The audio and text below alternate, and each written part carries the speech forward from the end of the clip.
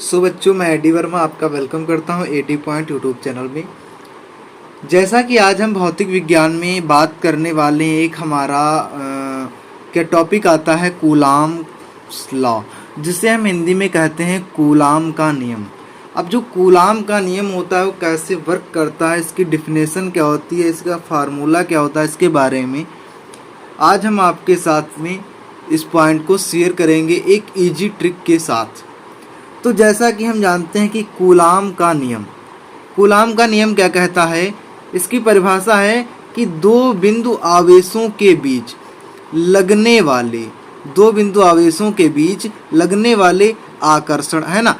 कोई भी अगर मान लीजिए कोई चुंबक है तो उसमें दो बल कार्य करते हैं। कौन कौन से?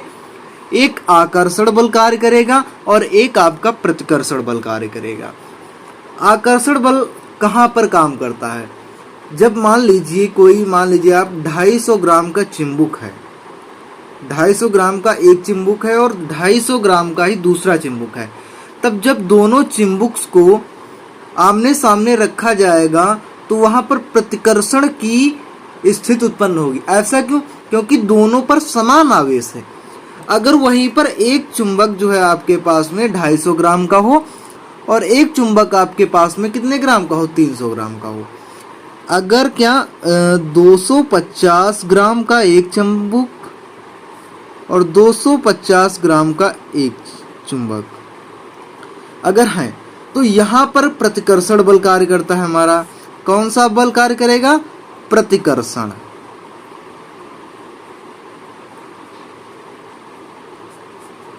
प्रतिकर्षण भाई, अगर मान लीजिए कहीं गांव में अगर लड़ाई हो रही है, अब मान लीजिए एक इजी ट्रिक में बता रहा हूं आपको। अगर गांव में क्या हो रहा है, झगड़ा होता है, अगर दोनों पार्टियां मजबूत हैं, है ना, या इलेक्शन की बात कर लें हम, अगर दोनों पार्टियां मजबूत हैं तो टकराव कैसा होता है? बराबर का टकराव उनमें होता है। और जब बराबर का टकराव होता है तो उसमें एक स्थिति उत्पन्न होती है, वो होती है प्रतिकर्षण की, क्योंकि दोनों समान हैं, इसीलिए वहां पर प्रतिकर्षण की स्थिति उत्पन्न होगी। अगर यहाँ पर, और यही प्रोसेस चुंबक में भी है, अगर एक चुंबक 250 ग्राम का और एक चुंबक 300 ग्राम का है, अब यहाँ पर मान लीजिए ये ए पार्टी हो गई और ये बी पार्टी हो गई, ठीक है।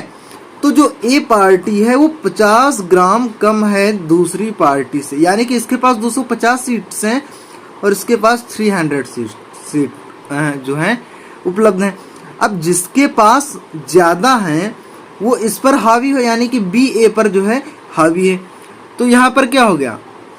यहाँ पर आकर्षण बल कार्य करेगा, यानी कि ये इसको अपनी ओर अट्रैक्ट कर सकता है, क्योंकि इसके पास जो है क्या, पॉजिटिविटी ज़्यादा है और इसके पास कम है कंपैरिजन बी के।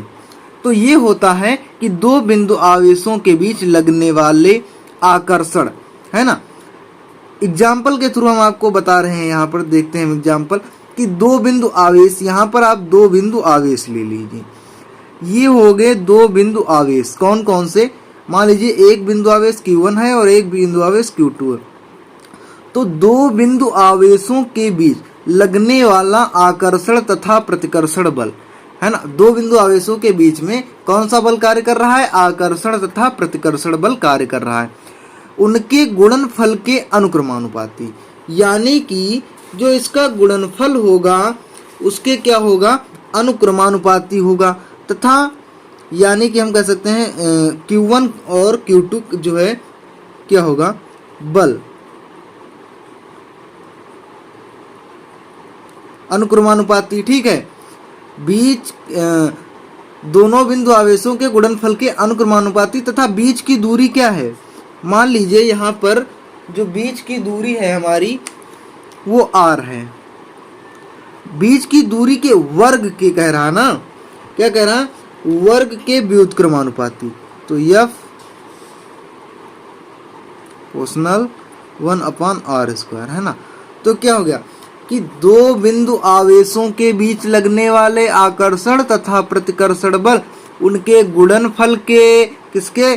गुणनफल के अनुक्रमानुपाती तथा बीच की दूरी के वर्ग के व्युत्क्रमानुपाती होता है। इससे बल यानी कि कूलाम के नियम के अनुसार एक फार्मूला यहाँ पर बनता है F इजक्वल टू के Q1 Q2 upon are square. अगर हम इसके सत्यापन की बात करते हैं जो कि ट्वेल्थ में बहुत ही ज़्यादा पेपर में क्वेश्चन में पूछा जाता है, तो आज के लेक्चर में हमने आपको बताया कूलाम का नियम। डिफिनेशन इसकी फार्मूले से हम कैसे याद करेंगे वो भी हम यहाँ पर देख लेते हैं। दो बिंदु आवेश हैं, कौन सा बल कार्य करेगा, आकर्षण और प्रतिकर्षण। तो दो बिंदु आवेशों के बीच लगने वाला बल, जो बल लग रहा है कौन कौन सा लगने वाला बल, आकर्षण तथा प्रतिकर्षण बल, उनके गुणनफल के, दोनों आवेशों के गुणनफल के क्या अनुक्रमानुपाती तथा बीच की दूरी कितनी है और इसके वर्ग के व्युत्क्रमानुपाती होता है। तो ये एक इजी ट्रिक थी जिससे आपको कूलाम का नियम का जो डेफिनेशन है वो आपको पता चली। तो आज का लेक्चर यहीं तक।